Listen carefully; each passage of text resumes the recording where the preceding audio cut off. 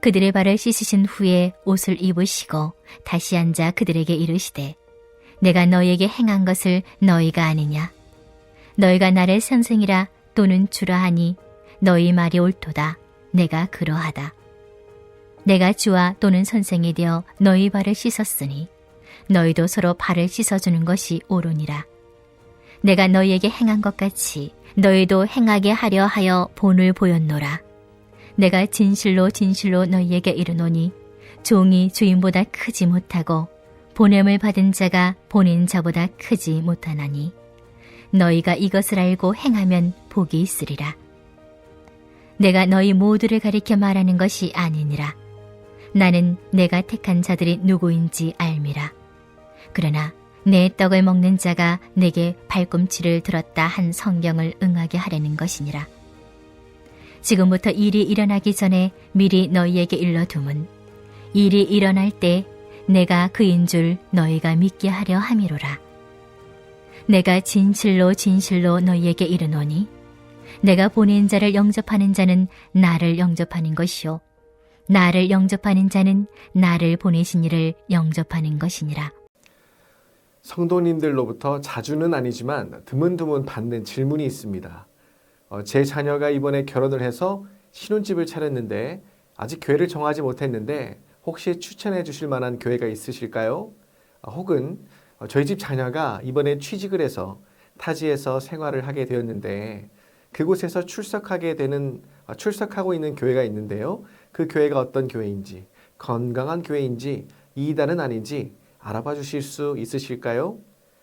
목회자라면 성도님들로부터 듣게 되는 단골 질문들입니다.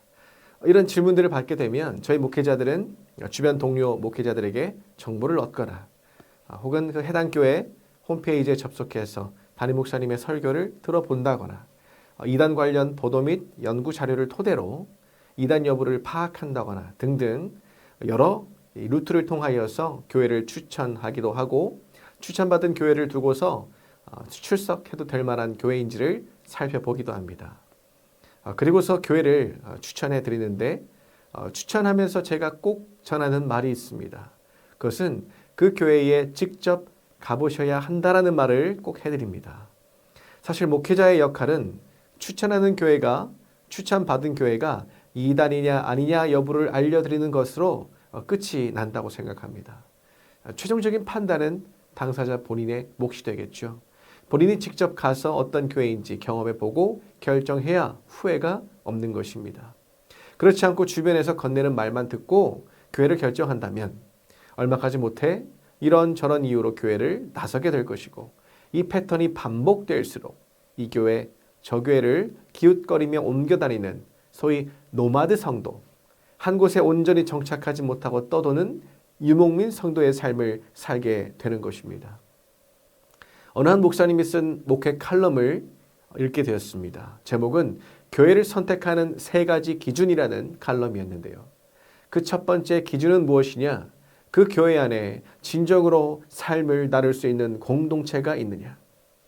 그것이 구역이 되었든 선교의 모임이 되었든 사역팀 모임이 되었든 어떤 모임이 되었든 간에 이러한 공동체가 교회 안에 있는지를 살펴봐야 한다라는 것입니다. 두 번째 기준은 목회자의 설교가 은혜가 되는가를 살펴봐야 한다라는 것입니다. 설교에 은혜를 받지 못하면 믿음이 자라지 못하기에 중요하다라는 거죠. 그런데 이 대목에서 칼럼을 쓰신 목사님께서 이런 이야기를 하십니다. 설교가 교회 선택의 첫 번째 기준이 된다고 한다면 단순히 설교만 드리려고 교회를 찾는 청중이 될 수 있으니 설교를 최우선으로 삼아서는 안 된다 이렇게 이야기를 합니다. 자, 그리고 세 번째 기준은 진지한 성경 공부가 있는가를 살펴봐야 한다라고 말합니다. 정해진 요일에, 정해진 시간에, 정해진 기간에 진행되는 성경 공부, 과제까지 주면서 진행되는 진지한 성경 공부가 있어야 한다라고 이야기를 합니다. 그러면서 이 목사님은 이렇게 결론을 내시는 거지요. 공동체는 정을, 설교는 의를, 성경 공부는 지를 자극합니다. 합쳐서 지, 정, 의, 이 3가지 영역을 충족시켜주는 교회를 찾아야 합니다. 여러분 물론 이 3가지 기준은 어디까지나 이 칼럼을 쓰신 목사님의 개인적인 견해입니다. 저 역시 이 견해에 전적으로 동의하는 말은 아니지만 한 가지 제가 공감했던 것이 있습니다.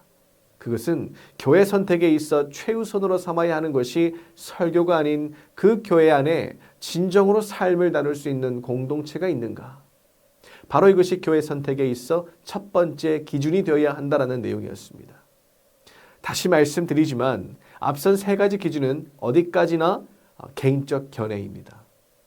교회를 선택하는 데 있어 말씀이 은혜가 되는 것이 가장 중요하다고 이것을 최우선으로 삼아야 한다고 생각한다면 그것 역시 그 의견 역시 옳은 의견이라 옳은 견해라 말씀드리고 싶습니다.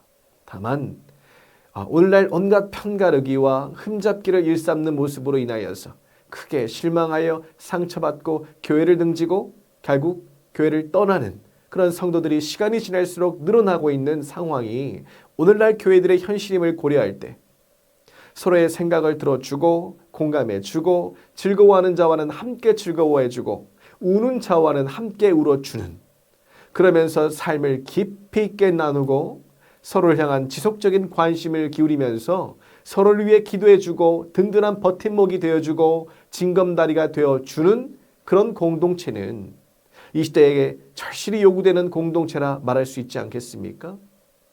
무엇보다도 이 세대를 본받지 않고 오직 마음을 새롭게 하여 변화를 받아 하나님의 선하시고 기뻐하시고 온전하신 뜻이 무엇인지를 분별하고자 하는 깨어있는 그런 교회라고 한다면, 그런 교회라면 마땅히 꿈꾸는 그런 공동체라 말할 수 있겠지요.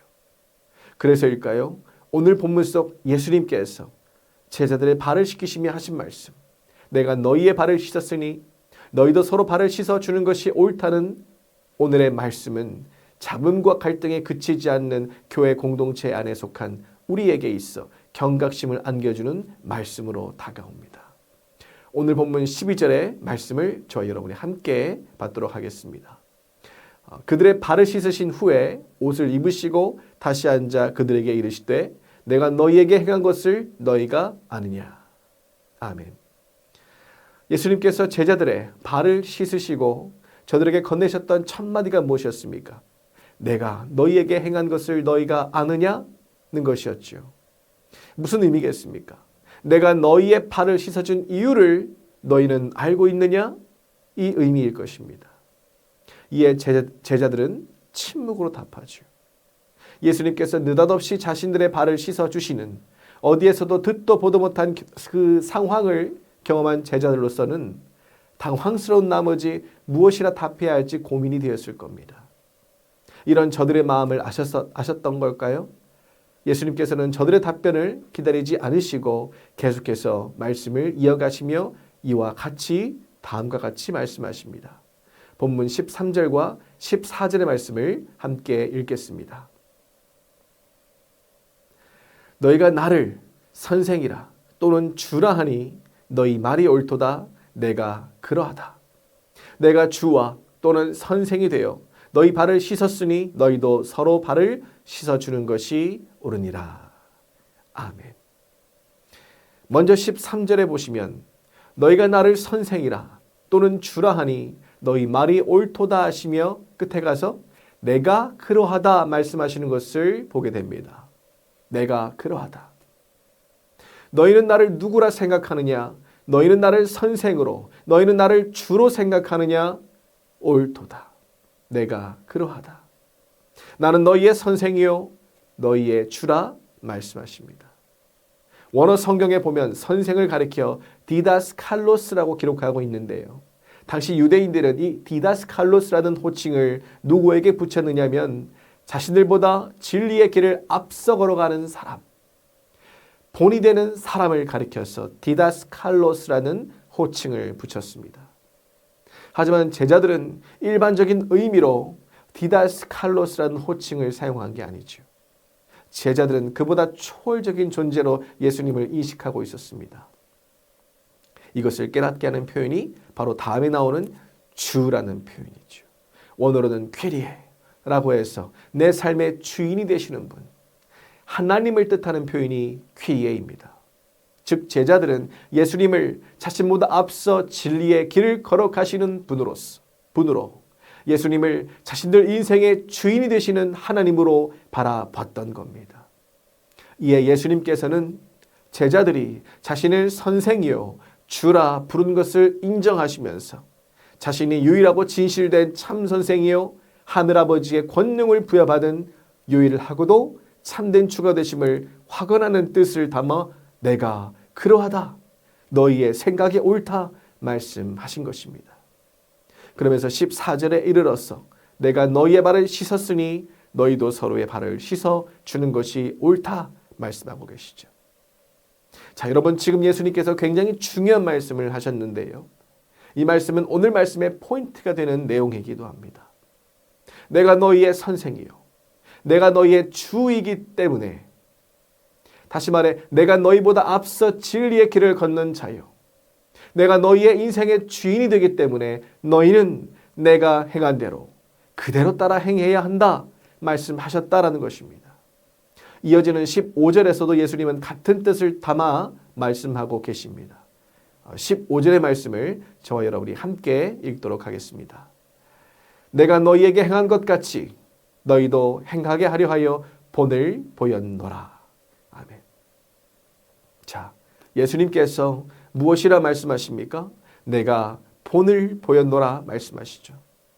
여기서도 보면 너희가 서로의 발을 씻어줘야 하는 이유에 대하여서 너희의 선생이요 너희의 주가 되는 내가 너희에게 무엇을 보였으니?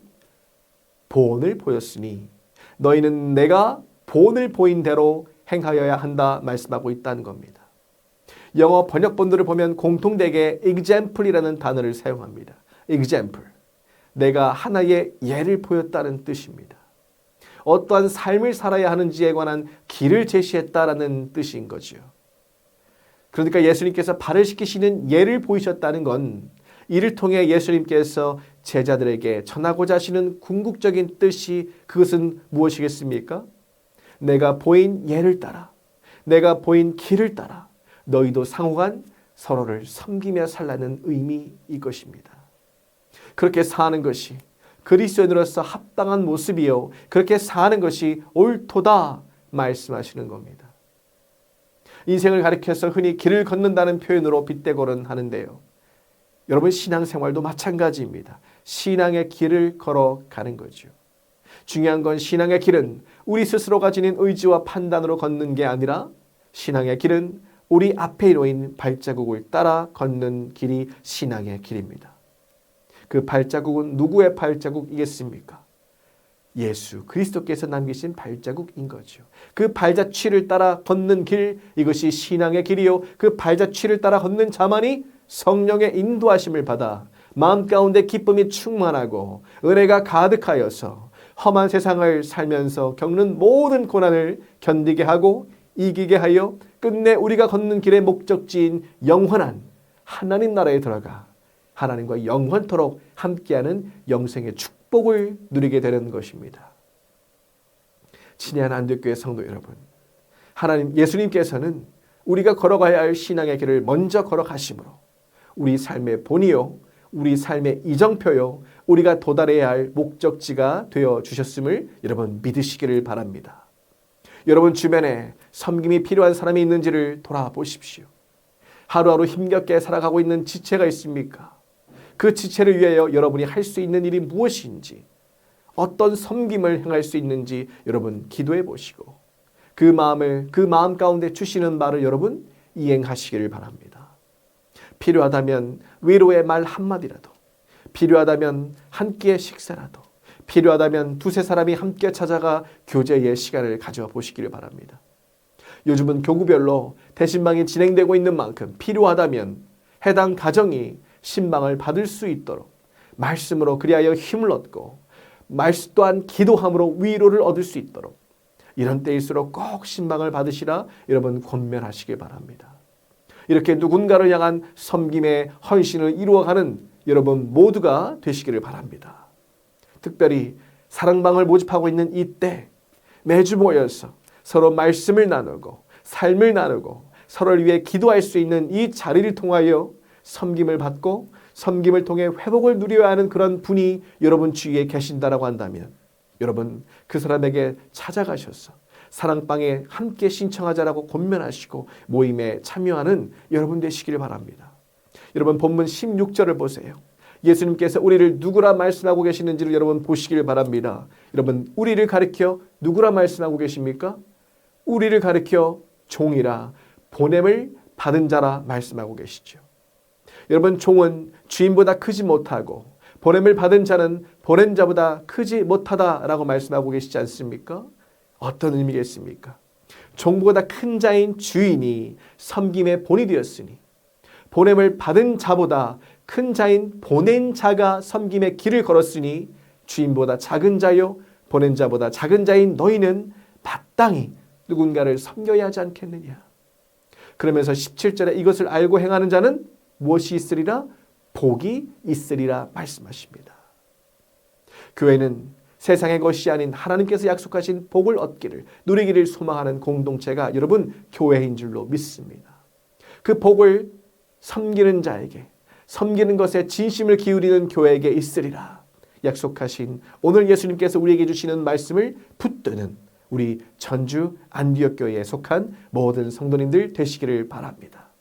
그리하여 섬김이 가득한 우리 교회, 서로를 향한 관심과 격려가 끊이질 않는 우리 교회, 몰아치는 세상 풍파로 인하여서 힘들어하는 지체에게 든든한 버팀목이 되어주고 거센 세속의 물결로 떠내려갈 듯 위태로운 상황에 놓인 지체에게 징검다리가 되어주는 섬김의 공동체, 사랑의 공동체로 든든히 세워져가는 우리 교회가 되기를 간절히 소망합니다. 이러한 소망함이 오늘 말씀을 듣는 여러분 모두에게 가득하기를, 그리하여 삶 속에서 이루어 가리라 결단하시기를 주님의 이름으로 간절히 축원합니다. 이 시간 함께 말씀을 기억하시며 기도하기를 원합니다. 먼저 기도할 것은 모든 그리스도인의 본인 되시는 예수 그리스도를 따라 섬김의 삶을 살아가는 우리 모두가 되게 하옵소서. 그리하여 따뜻한 섬김과 사랑이 있는 교회로 더욱더 세워져가는 우리 교회가 되게 하여 주옵소서. 또 한 가지 기도할 것은 새성전 건축 심의가 하루 앞으로 다가왔습니다. 우리의 형편과 중심을 아시는 하나님께서 역사하여 주시기를, 그리하여 건축 심의가 통과될 수 있기를 함께 기도하시겠습니다. 마지막으로 나라를 위하여 기도하기를 원합니다. 어지러운 정국으로 인하여서 2년간의 대립과 갈등, 양극화로 인해 혼란에 빠진 이 나라를 긍휼히 여겨주시고 속히 나라가 혼란을 벗어나 민생이 안정될 수 있도록 함께 마음을 모아 이 시간 기도하시겠습니다. 이 세 가지의 기도의 제목을 붙잡고 주의 이름 한번 부르시고 합심으로 함께 기도하겠습니다.